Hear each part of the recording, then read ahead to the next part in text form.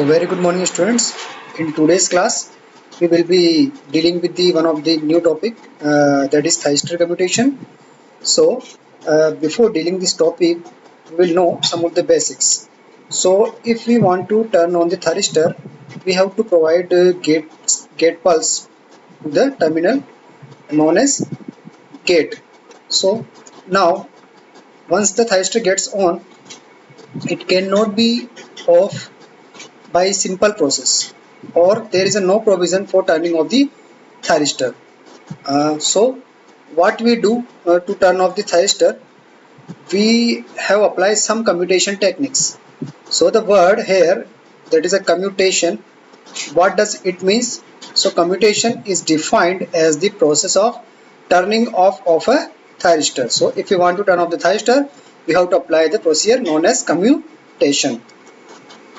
So how we can turn off the thyristor? So simple topology is that first condition, its anode current falls below the holding current. So holding current basically related to turn off process of the thyristor. So if we reduce this anode current below this holding current, we will say that thyristor becomes in off condition. Second condition is that a reverse voltage is applied to the thyristor for a sufficient time to enable it to recover from blocking state. So we have to apply the reverse voltage for a sufficient time, and or we can say that if a thyristor from this forward conduction mode, if we put a thyristor into forward blocking mode, then it will automatically in off condition. So these are the two conditions which we have to deal with the turn of the thyristor. So now we will apply these two conditions in different through different techniques. So the Thyristor commutation techniques. Now we will classify. So primarily the classification of commutation techniques is based on the manner in which anode current is reduced to zero and the configuration of the commutating circuits. So these are the primarily we will classify the thyristor on the basis of anode current is reduced to zero and the configuration of the commutating circuits. Thyristor commutation techniques use resonant LC or underdamped RLC circuits to force the anode current or the voltage of a thyristor to zero to the turn off the device. So to turn off the device, we will have to make current or voltage zero. So we will basically use L or C component or underdamped RLC circuit to turn off the thyristor or to force the thyristor current to a zero. So first technique in this thyristor commutation techniques is class A commutation. So class A commutation is also known as a load commutation or self commutation.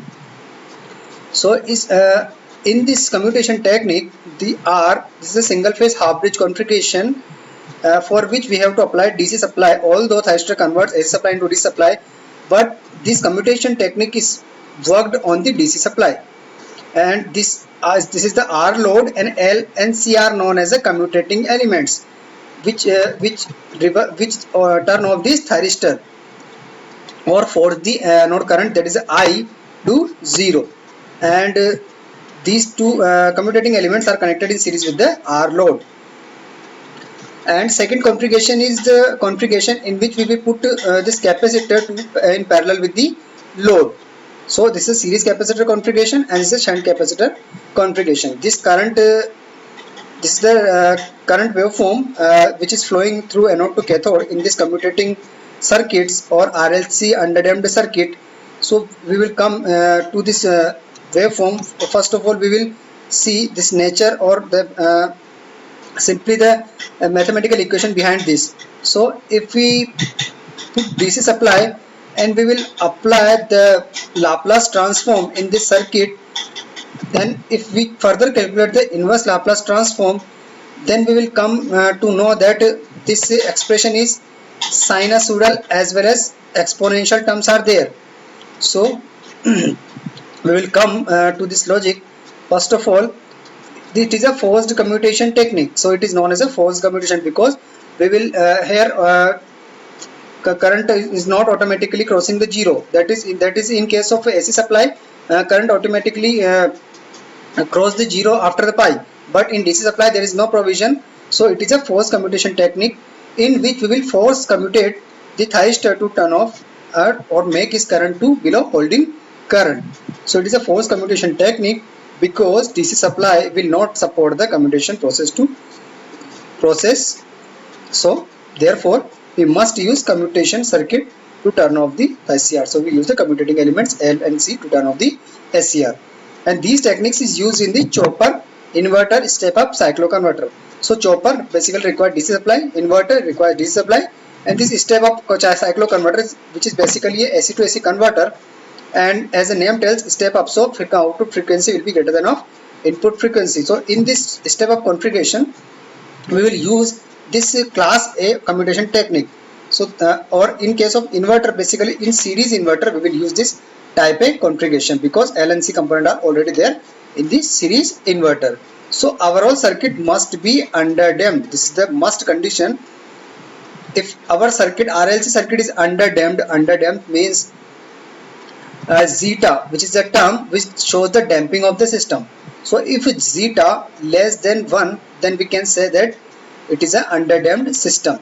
And to fulfill this underdamped condition, R square should be less than 4L by C. So when these circuits are energized from DC, then current I first rise to maximum value. So in this above circuit, if we provide the DC supply, then current first rise to maximum value and then begin to fall. And when current decays to 0 and tends to reverse, thyristor is turned off at instant A.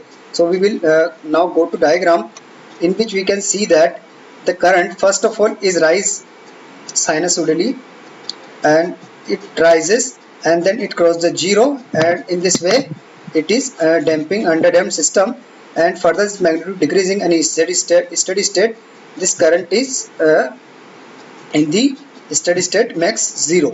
So at point A this current reverses the direction because we force the current to cross the 0 crossing. So at this point A our anode current equals to 0, and which is less than the holding current. And this envelope of this waveform showing that it has this exponential term which is e raised to the power minus delta t. Delta shows the damping of the system. So this is the envelope in which a sinusoidal component also there, and e raised to the power minus delta term, both the terms are there. So in this fashion the current will be falls to 0, and at the steady state it fully becomes 0. And this is for the shunt capacitor, which is the same waveform. Both the terms are there, sine as well as exponential terms, which shows that at point A current is 0 and falls below the holding current, so that thyristor becomes in off condition. This is the expression of the anode current, Vs upon omega r into L e raised to the power minus delta t into sine omega r of t, where delta is equals to r by 2L, which is the damping factor, and omega r is a ringing frequency, which is given by root of 1 upon LC minus r squared divided by 4L square.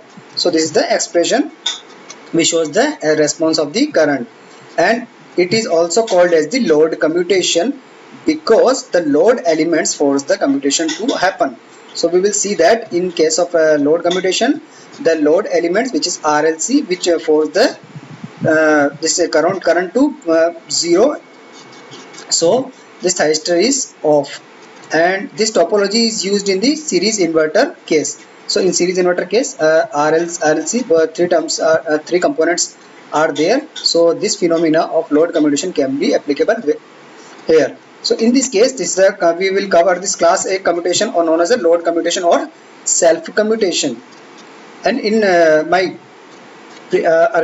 previous so in my upcoming lectures, I will deal with the second type of commutation, which is known as a class B commutation or current commutation. So for now we will stop the lecture and we will continue in the next lecture. Thank you.